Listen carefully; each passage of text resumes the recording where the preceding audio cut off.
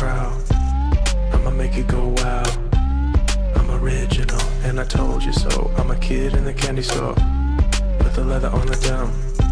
I ain't the cure, I'm the venom. If you wanna find me, find the taillight. Something's coming in, you're gonna wanna take a red eye. It's time to go. It's time to go. Get ready. Okay, get ready! Sabi ng ating theme song. Yan po mga kabansa ang paghahanda sa informasyon, paghahanda sa kaalaman, paghahanda sa lohika, at paghahanda sa mga self-inflicted economic wounds. Ang Maestro 101, mga kabansa, is about South China Seas. And today is July 8, 2023. Excuse me. Meron po tayong konting karamdaman, kaya dahan-dahan lamang. Ika nga. July 8, 2023. And as we speak, the United States has again started a ruse in the South China Seas to superimpose the courtesy call of Chinese Ambassador Huang Xiliang to Defense Secretary Gilbert Theodoro to facilitate bilateral dialogue mechanism between our two countries. China is set to host an annual defense security talks that was established under the purview of the 2004 Memorandum of Understanding on Defense Cooperation to exchange views and plans to address security concerns mutually faced by the Philippines and China. Then out of nowhere, and in a series of tweets, a certain Raymond Powell, a fellow at the Gordian Knot Center for National Security Innovation, a former U.S. Air Force officer and Navy attaché, once again sent 2 Chinese Coast Guard vessels and 7 militia ships were in a position to interdict, ulitin ko po, in a position to interdict the resupply mission in Ayungin Shoal. So I'm wondering what is the issue here, no? I did not pay particular attention to it because it is most normal to me, and should be to you also, that Chinese ships are in the South China Seas. Meron po bang discrepancy? China ships, South China Sea, as they claim it is their sovereign seas. And it's also perfectly normal for me that ships from other nations such as the Philippines are there, especially if they insist they have exclusive economic zone, and so they sail there. Anong issue dyan? Wala naman ho. No? Besides, Philippine Coast Guard official spokesperson Rear Admiral Armand Balilo said he is unable to confirm if the June 30 incident occurred. Ang sabi po niya, I have no information. Rear Admiral Balilo is the information officer of the Philippine Coast Guard. How come he does not have an information on this matter? In other words, this is a feed-in. This is another information being fed to the Philippine side Dahil may pagtatakbo ang Chinese ambassador at ang Secretary of National Defense natin, papasukan nyo ng gulo na ganito, na wala namang gulo, in a position to interdict. So what is the issue? Okay. At first, only the Philippine Star and the One Media PH of Manny Pangilinan carried the news. But the day after, the American Echo Chamber took over. A few other pro-American newspapers and broadcast stations here in Manila. 2 senators commented, and even U.S. Ambassador Carlson was disturbed from her office at Rojas Boulevard, had something to say.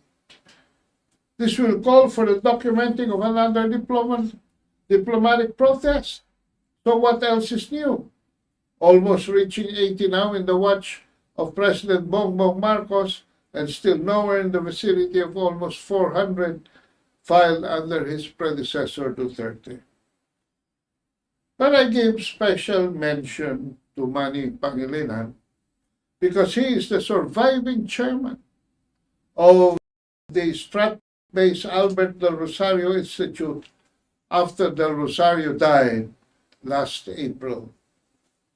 Strat-based is the Philippine agent of the Center for Strategic and International Studies, initials CSIS, based in Washington, D.C., one of the obvious beneficiaries of the America Competes Act, which for 2023 alone injected $500 million of toxic information war to demonize China.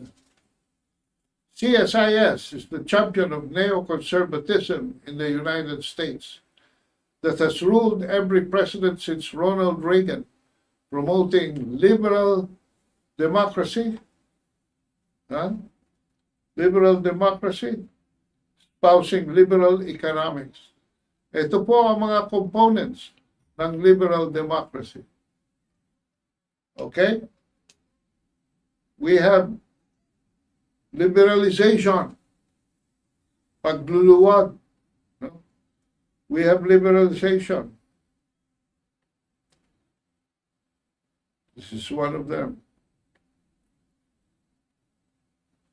Okay? Privatization. Okay?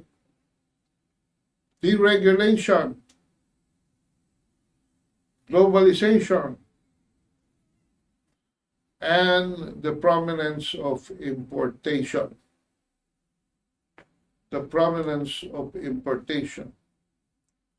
Globalization is the networking established by Western industrialized countries from where they serve as the world factory, and all emerging economies just import goods from them.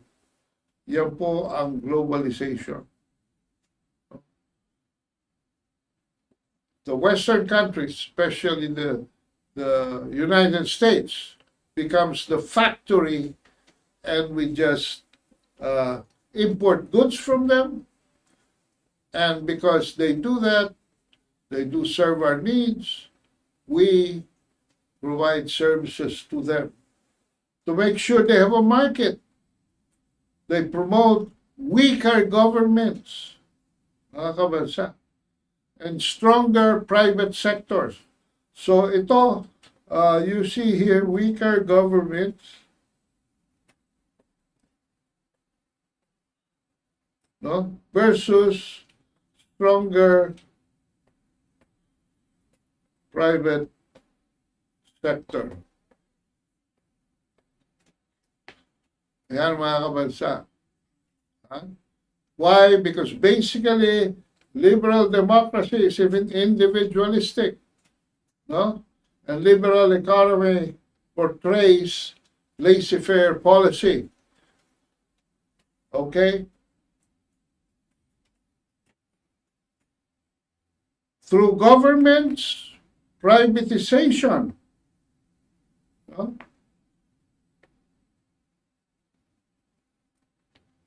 Privatization. Most of the country's productive potentials, providing less government,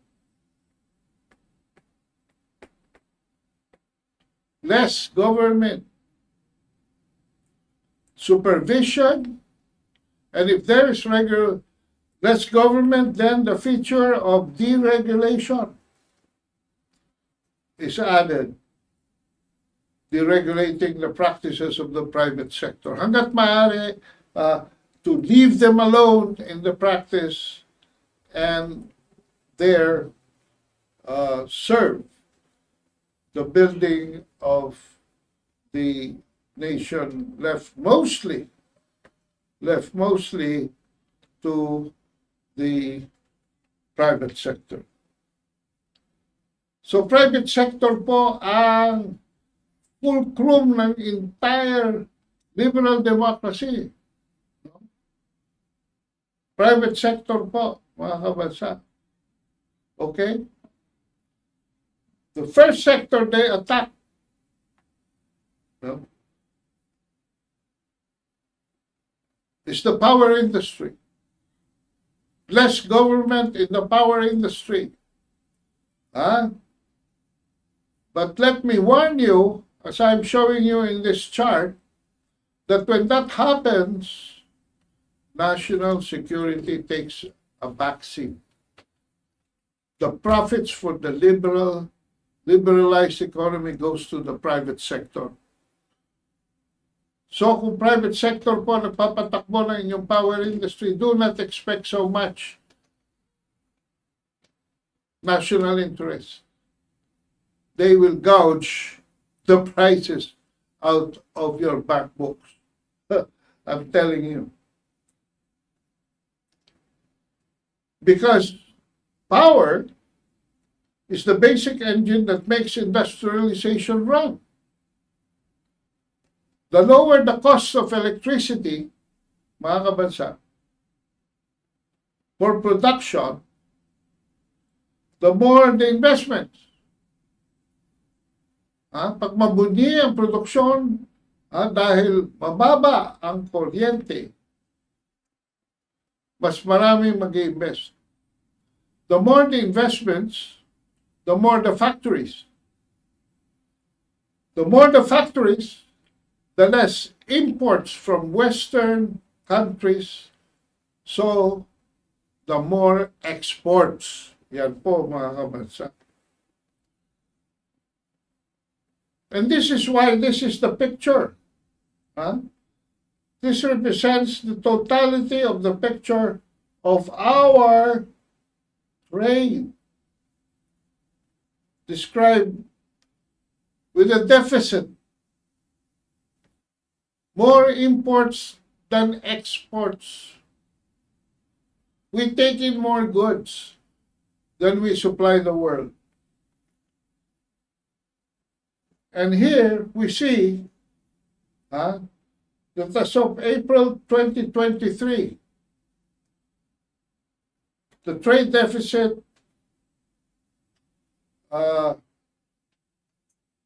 decreased. No, mataas po. Mataas po na March. Ito yung March. Mas mataas pa at trade deficit noong January.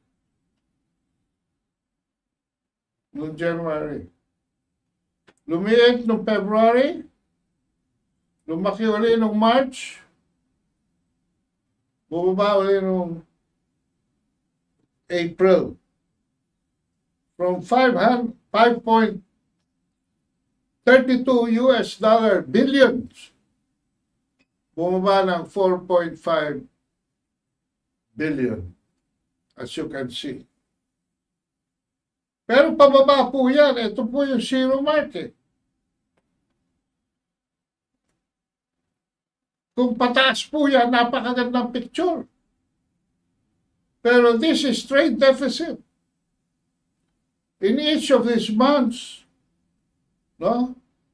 lamang ang ating imports kesa exports. No? And how does this affect the total picture? How does this affect the total picture? In 2021,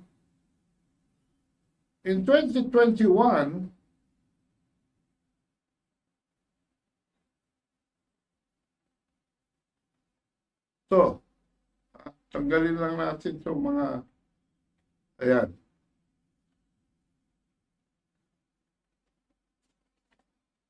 The country remained a net importer. The trade balance, the difference between merchandise exports and imports reached, ito po, 1 year, 43 billion US dollars, equivalent to 2.4 trillion pesos.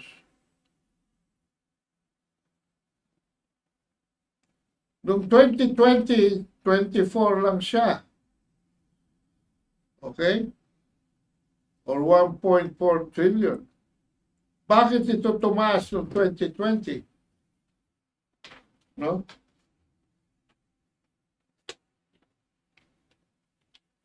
So yan mga kamasa, paano nangyari ito? Basically, this will explain the effect of COVID-19.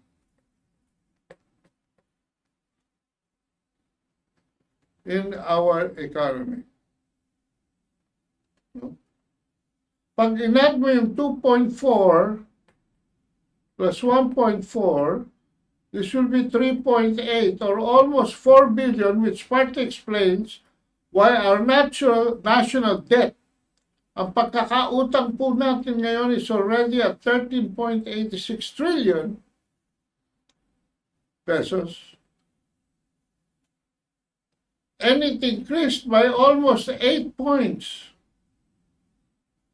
Huh? Up by almost 8 points from when Duterte started. Our national debt was 57 trillion. So 8 plus 5.7 is more or less about 13.86.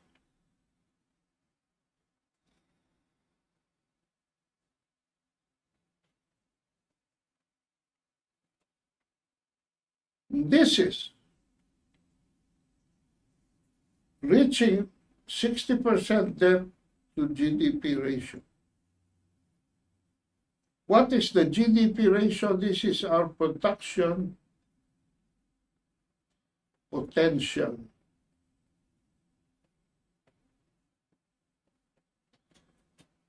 GDP is gross domestic product.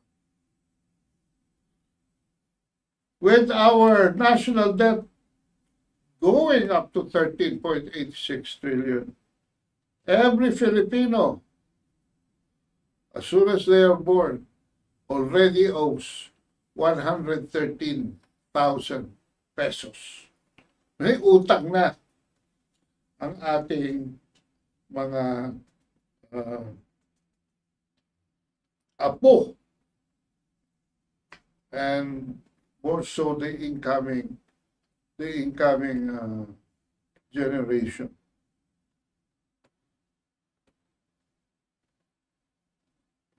Okay, let's apply this to the budget. The proposed budget for 2024 is 5.8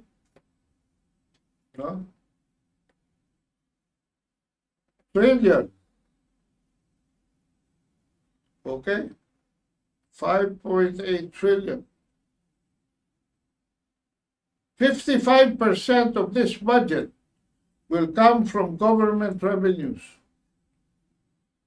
but 45% will be sourced through loans from Benjokna's favorite institutions, the World Bank and the Asian Development Bank, the seat of liberal economy in the world. The US, World Bank, and the Asian Development Bank, Japan.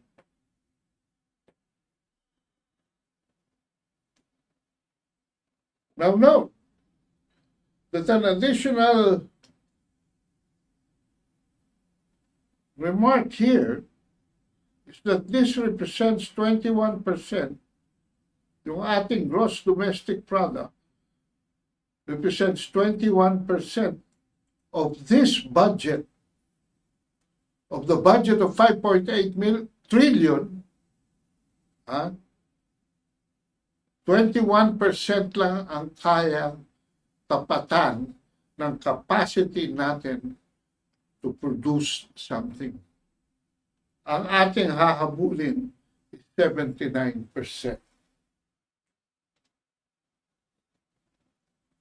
The problem of our economy is really in the production of real products, real goods. No? Real goods. Our economy has more from agriculture to service without passing through industrialization. We are one of the unique countries in the world where we transition from an agricultural to a service economy. Does this mean that we didn't have a transition in industrialization? Yes, we did, but very insignificant, very little. When we were just starting, we were driven out of that trend.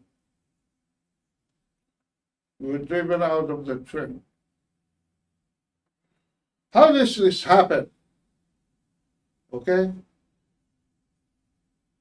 But before I go to this point, I would like to thank Shelley Grace Umaga for ordering my 3 books. For ordering my 3 books. No? Ito. The Poverty of Power, No Vaccine for a Virus Called Racism, and my first book, A Problem for Every Solution. Thank you, Shelley Grace Umaga of Tandansora, Quezon City. Okay, balik tayo sa kwento. By the way, you can also order some of my books by dialing 0917-336-4366. 0917-336-4366. All right. How did this happen? Magkwentohan tayo. Alam po ninyo, Ferdinand Emmanuel Edralin Marcos Sr.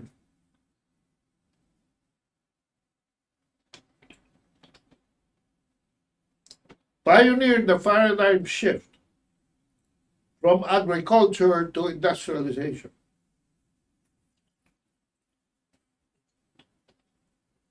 He was elected in the elections of November 1965 and took office on January 1966. Beginning his first term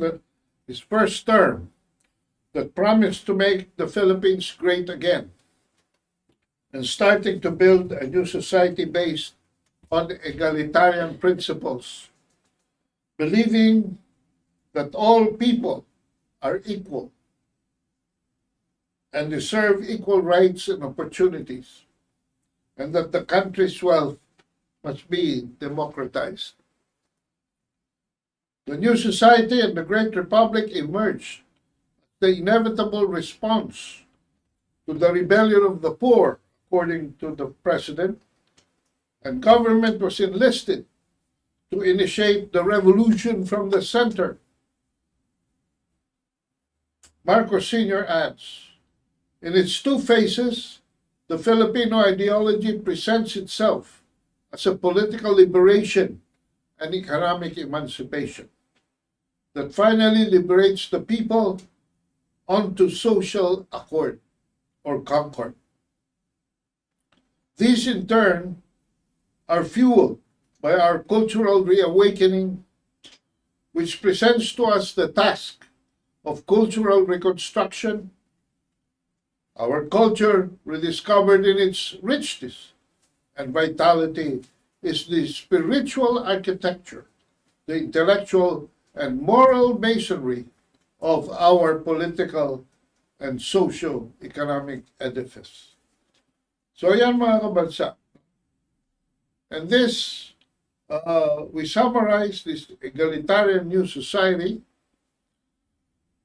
having these three strategies: political liberation, economic emancipation, and social concord. He was clear in his goal to establish a new order that is no longer dependent on any foreign country for its economy. Ang sabi niya, dugtong niya, historical experience by no less than our forebears is quite clear. Ito po mga practices ng ating ninuno. No one can help us. Only we can help ourselves. Our destiny is rooted in our soil, our future determined by our particular time and circumstance. Our ideology is thus self-definition. Yan po mga magagandang pangungusap na binitawan ni Ferdinand Edralin Marcos Sr. In his vision, no longer will the Filipinos live in poverty, hunger, corruption, and violence. Totoo? At sabi niya, after centuries of colonial oppression, he said it was our time for Filipinos to finally be free, to fulfill their potentials as human beings.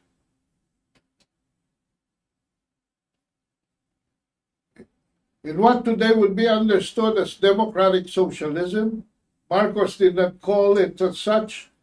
As known, the time it could have been easily misunderstood in the light of the Cold War prevailing in the world, so he disguised it under the term egalitarian. The closest meaning would be that of a social philosophy advocating the removal of political inequalities among people, economic socialism, and the decentralization of power to devolve to the citizens the task of nation building. So yan po ang kanyang roadmaps: political liberation, economic emancipation, and social concord, towards a balanced and progressive agro-industrial development. Yan mga kabansa. So ito ay hindi vision lamang, hindi promeso lamang. But this is already a paradigm na miski na wala pa ngayon, hanggang ngayon na hindi natin na-achieve for many historical reasons, ay dapat ang focus ng ating pananaw ay towards that goal because it is as yet an unfinished revolution. Sinubukan niya ito simulan, hindi niya ito natapos.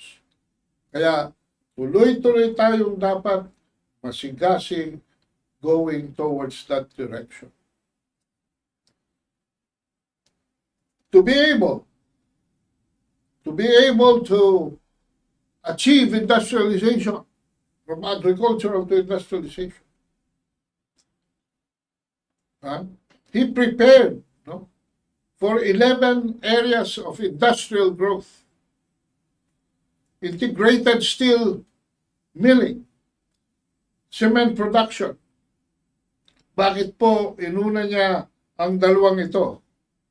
Inuna niya ang dalawang ito because this means infrastructure.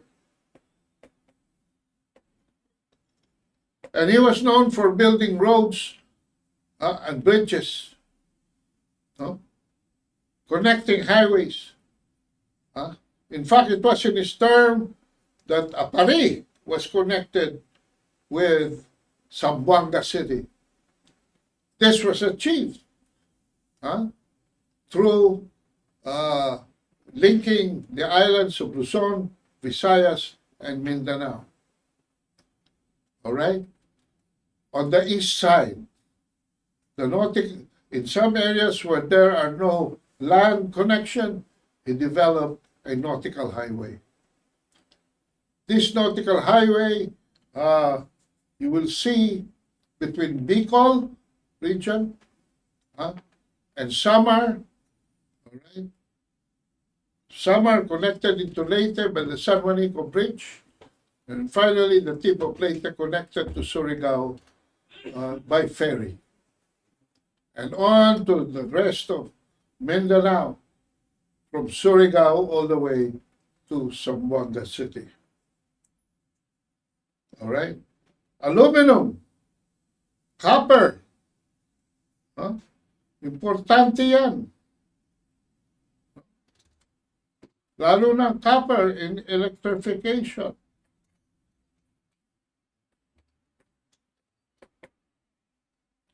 Diesel engine manufacturing and automotive assembly.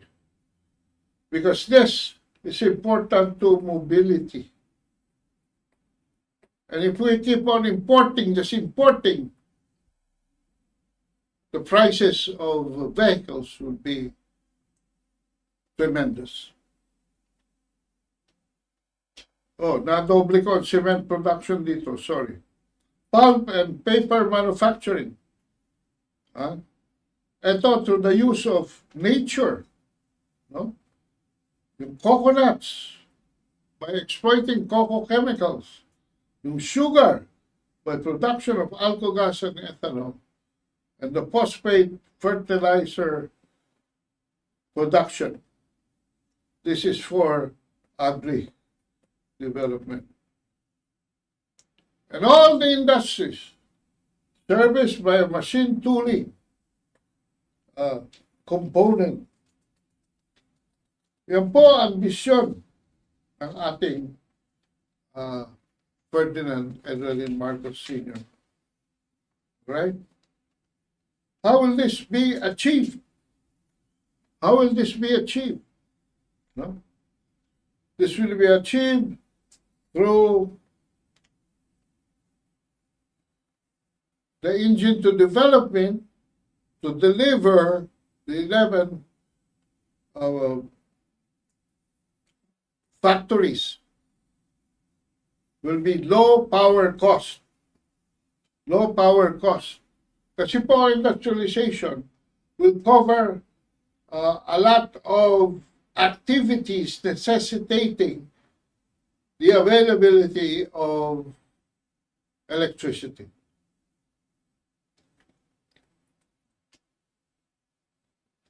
That is why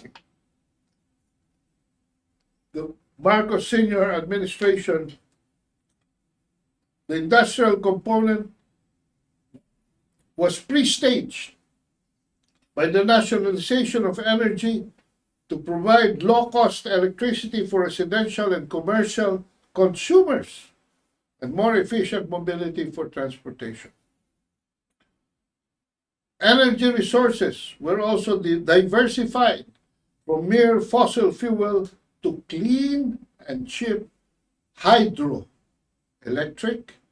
geothermal, and finally nuclear. And here we see on your screen that one of the cheapest, together with hydroelectric and geothermal, the Bataan Nuclear Power Plant, which,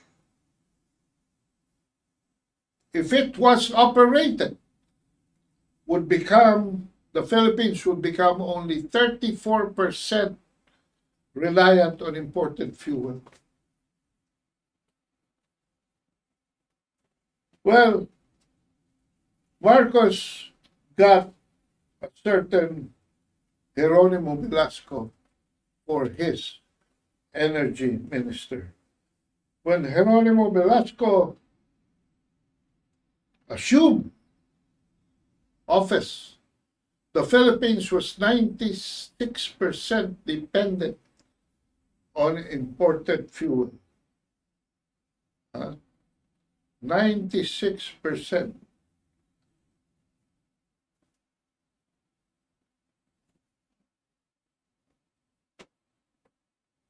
Dependent. Ngayon, noong 1983, actually, 1983, ready na dapat ang Bataan Nuclear Plant. In 1983, na-achieve na niya ang 50% reduction. Right? Through a combination of geothermal, hydroelectric, etc. And the introduction of the Bataan Nuclear Plant would have reduced further importation, the dependence of local energy on imported fuel. So, 50 minus 16 is 34%. Ito po yun. So, hindi po yan panaginip. Because by 1983, the Bataan Nuclear Plant was completed and ready to be activated. Eh, nagulat na lang si Jeronimo Velasco. Tumawag sa kanya si U.S. Ambassador Stephen Bosworth and requested that the U.S. government be allowed to send a team that would help us evaluate the plant's readiness for operation. There was something that the Americans were doing, and they were delaying the opening of the Bataan Nuclear Plant. The resulting evaluation, Velasco noted, had nothing to do with the functioning or safety of the plant, but rather stated that the plant should not be opened because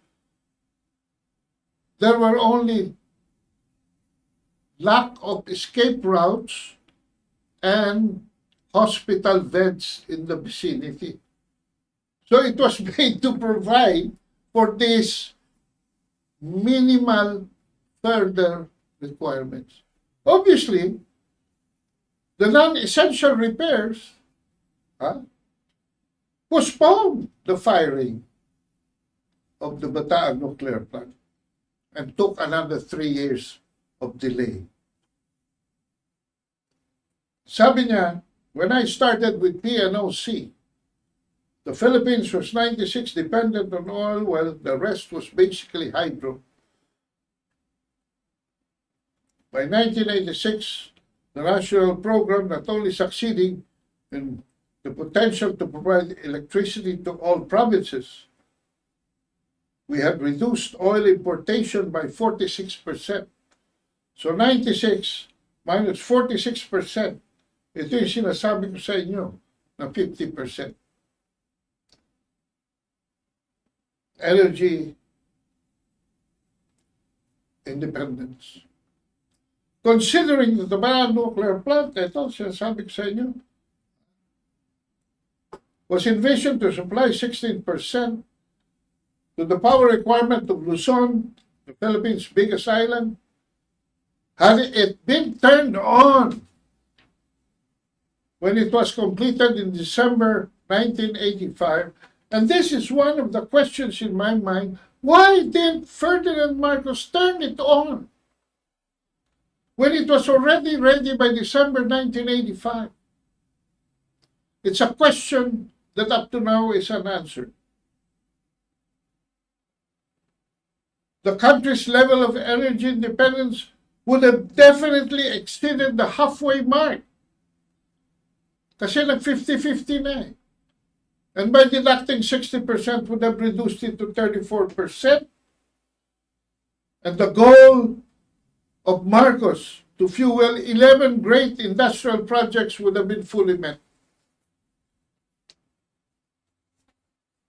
Alam po niyo sabi ni Velasco? Velasco recognized that this was a ruse because, in fact, the Americans had already lost faith in President Marcos, and they could not trust him to have such powerful weapon in his hand. Primarily, lagay na natin 99% for industrialization purposes. Why? Because if we are able to build 11 of these 11 industries and many more that it will spawn, the Philippines would already have the capability to stand in its own 2 feet and achieve economic emancipation. Ayan mga kabansa. We all know that President Marcos was removed from power on February 25, 1986 through the EDSA Revolution. Kuno. The so-called EDSA Revolution, and replaced by Cory Aquino. Well, walang problema. Naalis na ni Marcos sa mga Amerikano. Ano pa ang problema? Then buksan natin ang Bataan Nuclear Plant para magkaroon tayo ng economic emancipation. That is why I consider Mrs. Aquino's greatest crime to the Filipino people was that on orders of the Americans and under the conditions of the Americans, she mothballed the Bataan Nuclear Plant. Para sinasabi ng Amerika, huwag na kayong gumawa niyan, huwag na padarin ang plantang yan. Huwag na kayong mag-industrialization. Lahat ng pangangailangan nyo, born of industrialization, i-import nyo na lang sa amin. Because we are the global factory. Para bang yan ang sinasabi ng Amerika sa atin? But what happened would start a series of wrong policy maneuvers that shifted the control of the electric power to that of the hands of the country's oligarchy and ruling elite, raising the price of electricity in the country and killing any prospect of industrialization. Ito po ang ating present predicament. So, Bongbong Marcos, travel all you want. If the cost of operating a business in the Philippines remain where it's at, just for electricity alone, nobody will come to burn their money just to pay for high electric bills. Or if they come,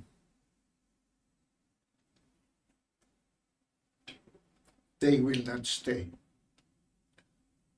And if they stay, they will not stay for long. Ito po mga kabansa, analysis natin, right? Staring at you, right this very minute. Okay? Ito po ang, dito lalagay natin, no? Kasi ito involves Asia. Mantalang dito, ASEAN. Pakikita po natin, mga kabansa, na kasing, halos kasing mahal ang ating kuryente ng New Zealand. I'm sorry. Halos kasing taas ng Singapore ang kuryente ng New Zealand. Ayan. Sa Asia, pinakamataas po Japan, sumunod ng New Zealand. Sa ASEAN, pinakamataas sa Singapore, sumunod ng Pilipinas. At dito sa residential, only 2 points separate Singapore with the Philippines. And around 3.6 pagdating sa industrial. No? dito nyo makikita na pag gustong i-encourage ng isang bansa industrialization, mumurahan nila ang industrial rate. No? Mumurahan nila ang industrial rate. Sa isang study made by Mahalea Ravago, a pastoral student sa Ateneo Department of Economics, ito pong 2021 December, no? The Philippines remain among the highest in Southeast Asia, along with Singapore. Philippines rate was 16 kilowatt per hour, second to Singapore at 18, but higher than Thailand at 10. 6 na puntos po ang diferensya ng Thailand at Philippines, Thailand at South Korea. Halos 7 ang diferensya sa Indonesia.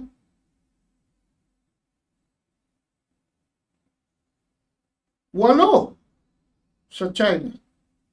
At kumpara sa Malaysia, 11. Diyan po ninyo makikita, mga kabansa, na pagdating dito sa mga emerging economies, with the exception of China,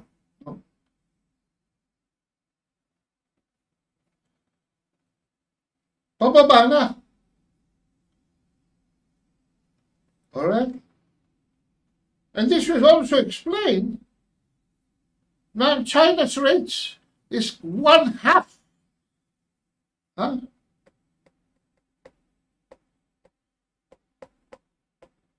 One-half lamang ng ating kuryente. And this will explain also why China, aided by a fantastic population, has become the #1 consuming nation in the world. #1 consumer.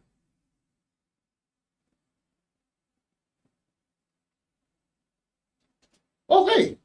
Pero sabihin na natin, huwag na tayong kumumpara dyan sa bandang kaliwa. Dito tayo sa bandang kanan. At dito tayo sa bandang kaliwa naman. Alright? Mababa naman tayo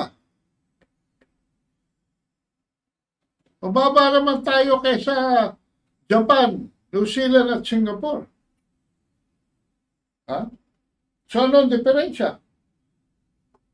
Punta lang muna tayo Singapore.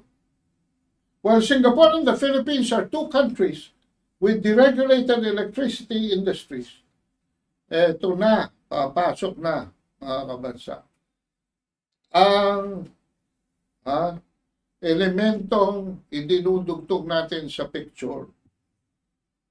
Kumusta naman yung kumusta naman yung GDP?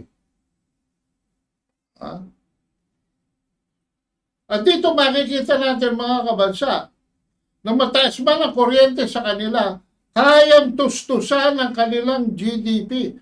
Samantalang tayo napakataas, pero mababa ang ating GDP. Mababa. Sila mataas ang kuryente, mataas ang kanilang GDP. Ano ibig sabihin? Nakaramihan ang kanilang kuryente ginagamit sa industrialization.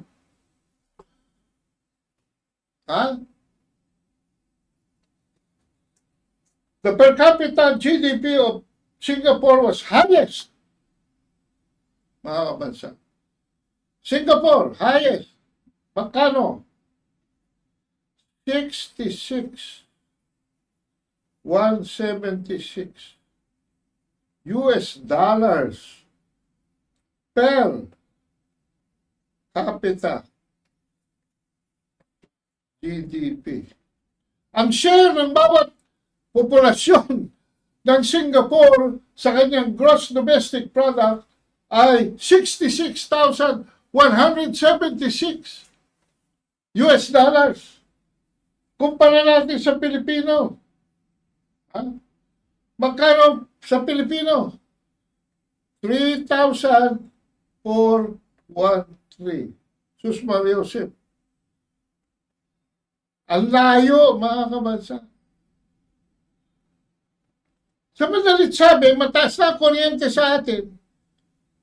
Still, the high electric rates are not being used to produce something, a real product.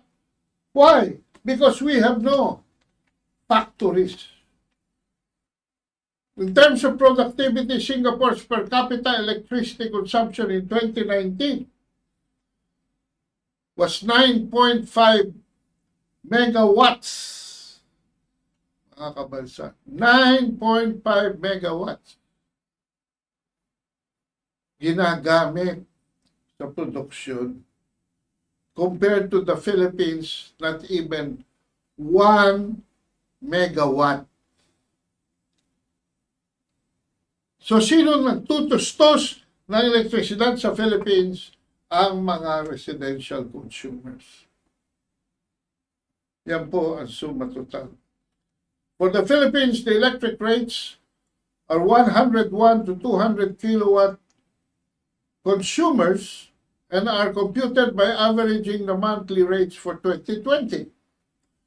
A residential consumer with 200 kilowatt hour a month in Meralco's franchise area had a monthly bill of about 36 or malapit na sa 2,000 a month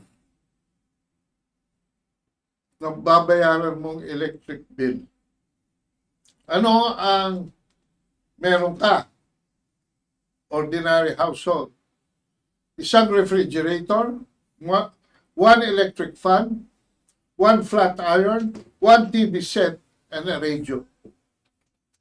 Ha? Wala ka pang, mga kabansa, wala ka pang air conditioner nito. And yet you are bearing in your shoulders the cost of high electric bills.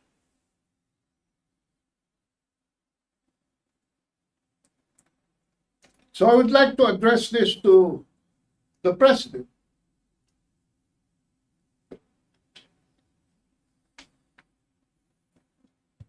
What has happened? What has happened in our economy?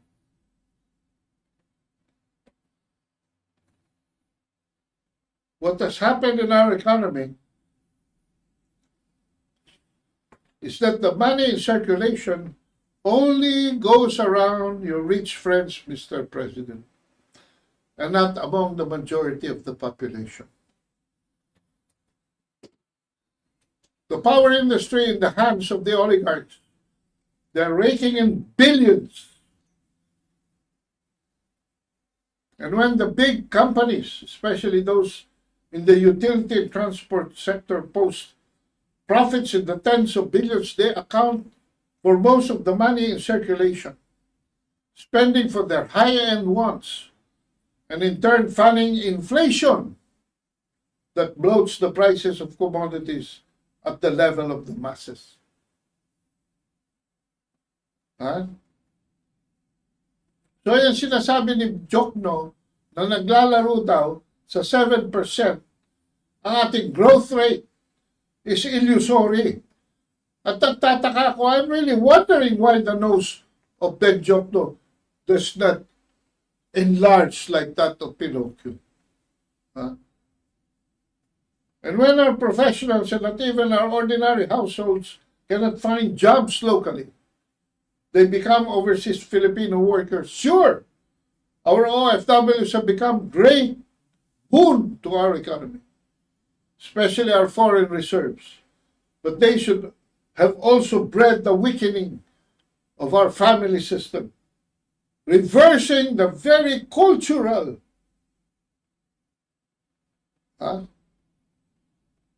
structuralization and improvement of our Filipino common life.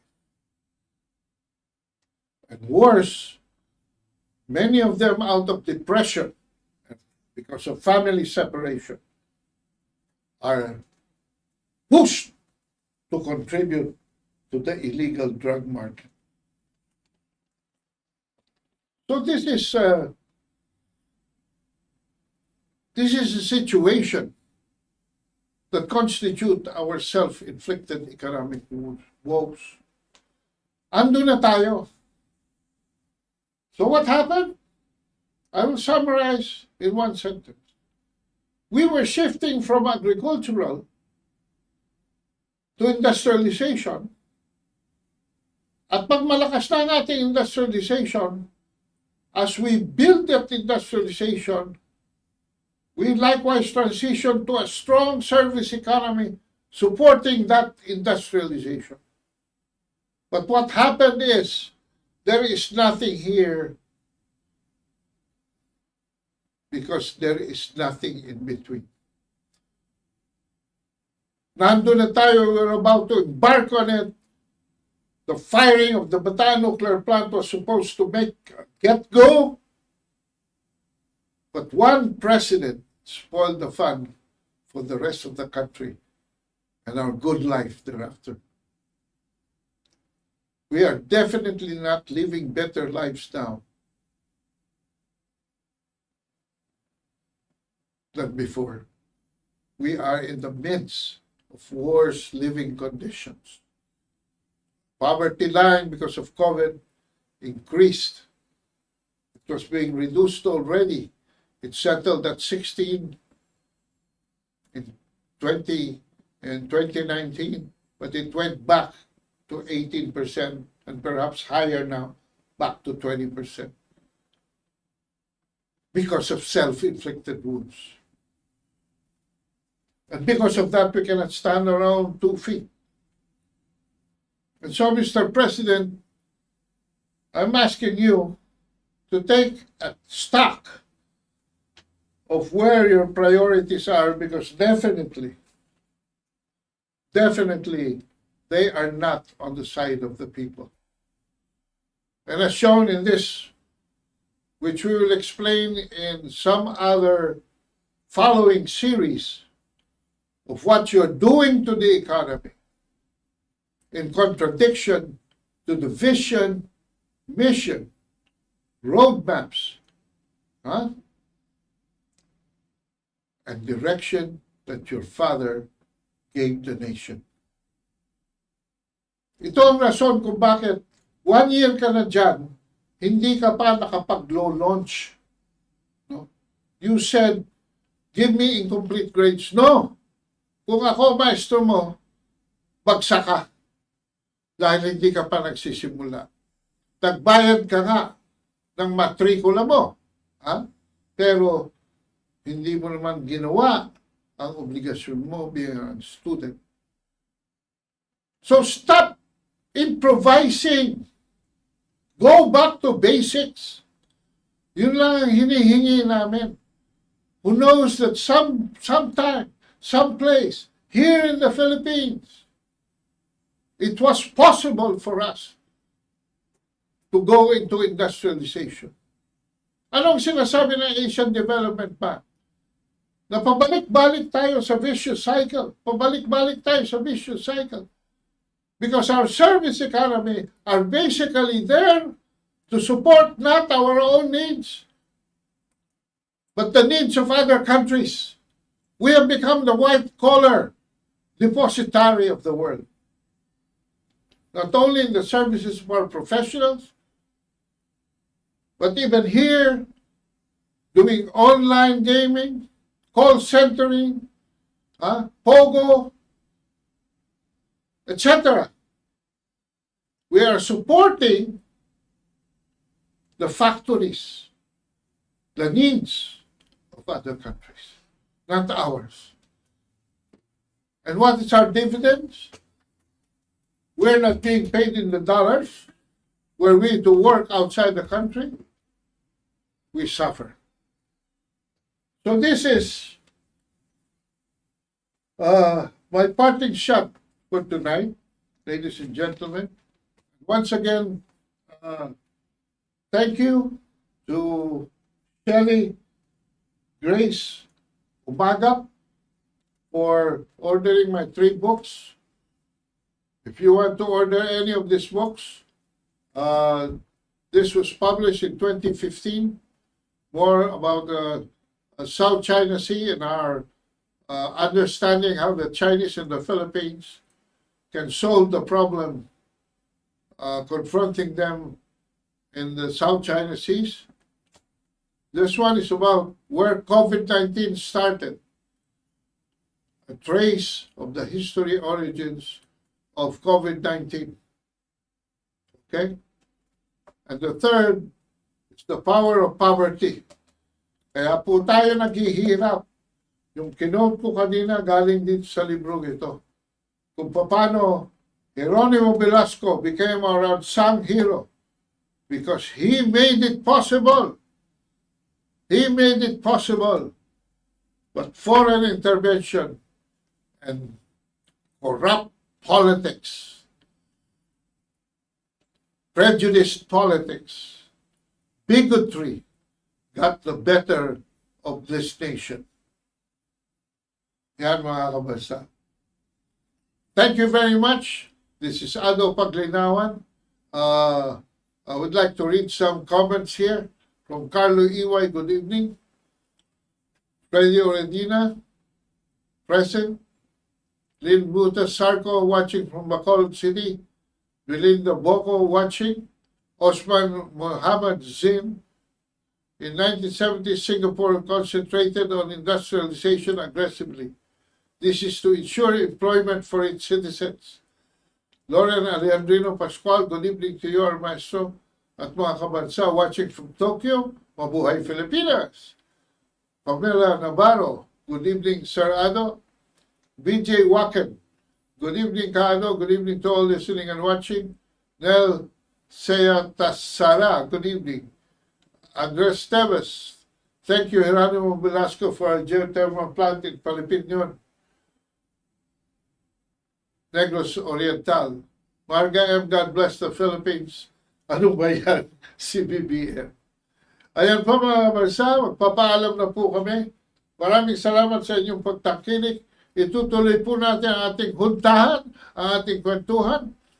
And today's session was our self-inflicted economic woes on how we went from the frying pan into the fire, from the agricultural sector direct to the service sector, because America does not want us to stand on our own 2 feet.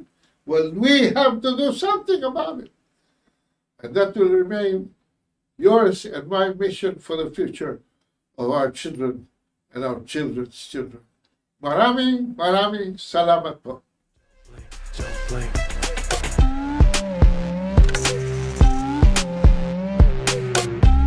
I don't wait for nobody. I'ma sign my name on the dotty. City lights call my name, drawn.